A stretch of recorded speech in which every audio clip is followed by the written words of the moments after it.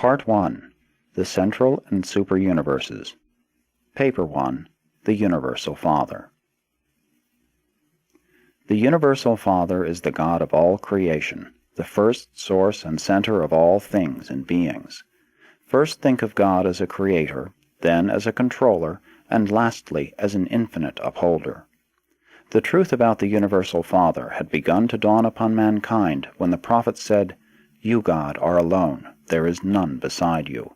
You have created the heaven and the heaven of heavens, with all their hosts. You preserve and control them. By the sons of God were the universes made. The Creator covers himself with light as with a garment, and stretches out the heavens as a curtain." Only the concept of the Universal Father, one God in the place of many gods, enabled mortal man to comprehend the Father as divine Creator and infinite controller. The myriads of planetary systems were all made to be eventually inhabited by many different types of intelligent creatures, beings who could know God, receive the divine affection, and love Him in return.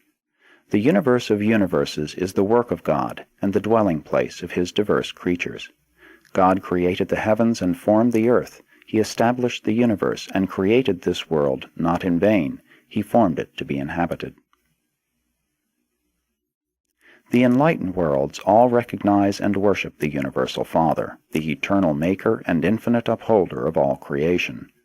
The will creatures of universe upon universe have embarked upon the long, long paradise journey, the fascinating struggle of the eternal adventure of attaining God the Father. The transcendent goal of the children of time is to find the eternal God, to comprehend the divine nature, to recognize the Universal Father. God-knowing creatures have only one supreme ambition, just one consuming desire, and that is to become as they are in their spheres, like Him as He is in His paradise perfection of personality, and in His universal sphere of righteous supremacy. From the Universal Father who inhabits eternity there has gone forth the supreme mandate, "Be you perfect, even as I am perfect." In love and mercy the messengers of paradise have carried this divine exhortation down through the ages and out through the universes, even to such lowly animal-origin creatures as the human races of Urantia. This magnificent and universal injunction to strive for the attainment of perfection of divinity is the first duty and should be the highest ambition of all the struggling creature creation of the God of perfection. This possibility of the attainment of divine perfection is the final and certain destiny of all man's eternal spiritual progress. Urantia mortals can hardly hope to be perfect in the infinite sense, but it is entirely possible for human beings, starting out as they do on this planet, to attain the supernal and divine goal which the infinite God has set for mortal man, and when they do achieve this destiny, they will, in all that pertains to self-realization and mind attainment, be just as replete in their sphere of divine perfection as God Himself is in His sphere of infinity and eternity. Such perfection may not be universal in the material sense, unlimited in intellectual grasp, or final in spiritual experience, but it is final and complete in all finite aspects of divinity of will, perfection of personality motivation, and God consciousness. This is the true meaning of that divine command, "Be you perfect, even as I am perfect," which ever urges mortal man onward and beckons him inward in that long and fascinating struggle for the attainment of higher and higher levels of spiritual values and true universe meanings. This sublime search for the God of universes is the supreme adventure of the inhabitants of all the worlds of time and space.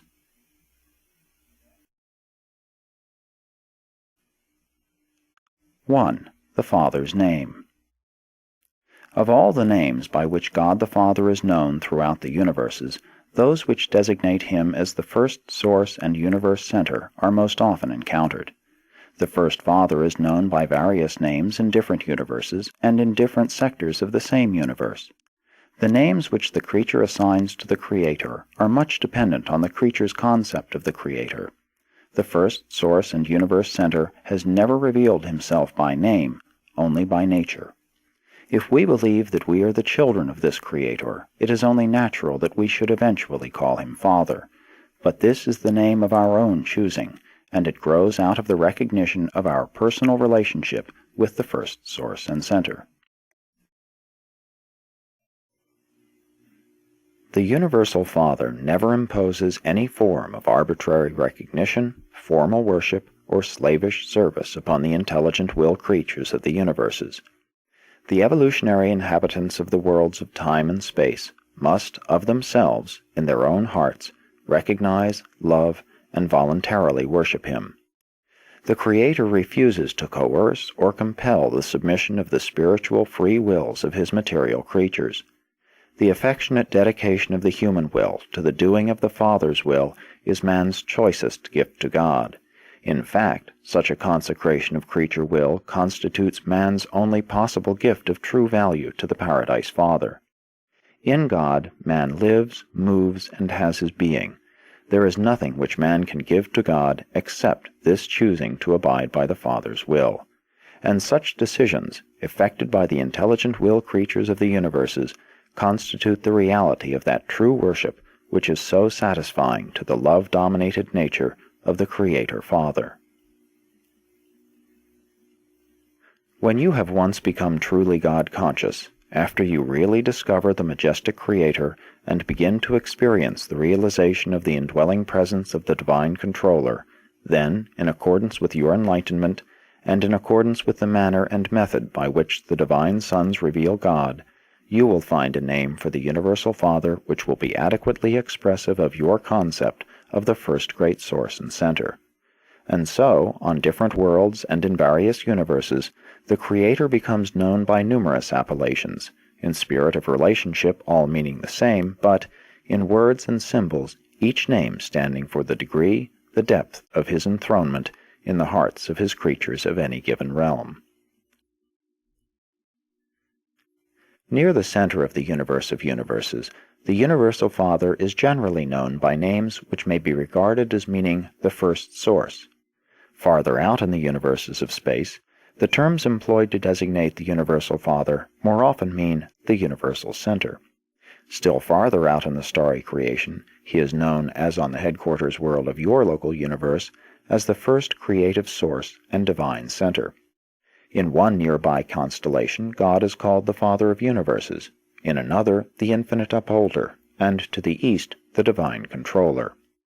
He has also been designated the Father of Lights, the Gift of Life, and the All-Powerful One.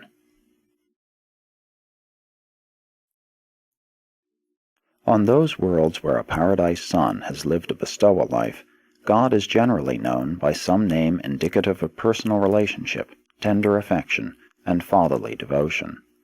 On your constellation headquarters, God is referred to as the Universal Father, and on different planets in your local system of inhabited worlds, He is variously known as the Father of Fathers, the Paradise Father, the Havona Father, and the Spirit Father. Those who know God through the revelations of the bestowals of the Paradise Sons eventually yield to the sentimental appeal of the touching relationship of the Creature-Creator Association, and refer to God as our Father. On a planet of sex creatures, in a world where the impulses of parental emotion are inherent in the hearts of its intelligent beings, the term Father becomes a very expressive and appropriate name for the eternal God. He is best known, most universally acknowledged on your planet Urantia, by the name God. The name He is given is of little importance.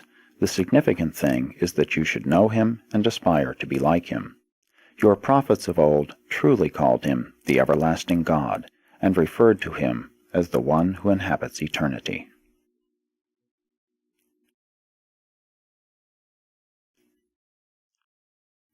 (2) The reality of God. God is primal reality in the spirit world. God is the source of truth in the mind spheres. God overshadows all throughout the material realms. To all created intelligences, God is a personality, and to the universe of universes, He is the first source